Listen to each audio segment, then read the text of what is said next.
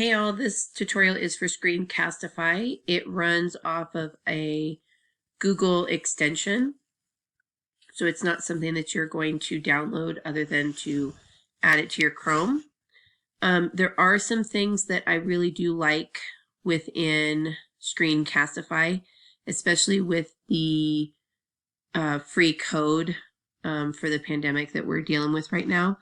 That the free version keeps you to 5 minutes, which is hard within a tutorial to get to that.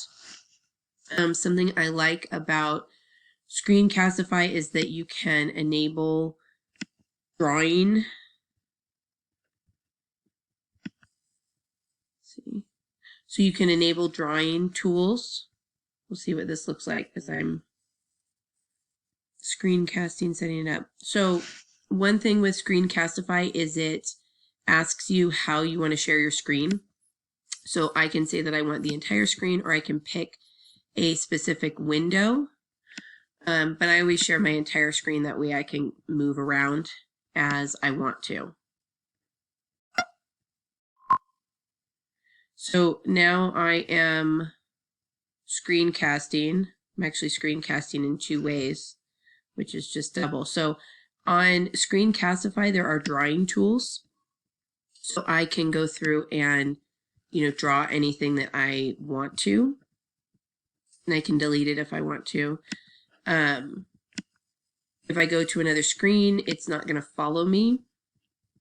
So I would know to, like I'm just drawing on that particular screen, but if I go back to that screen, it'll be there, which is really nice. So if I had something set up that was like an article that I wanted students to, see certain parts, like I could, underline or highlight different things that I want them to do.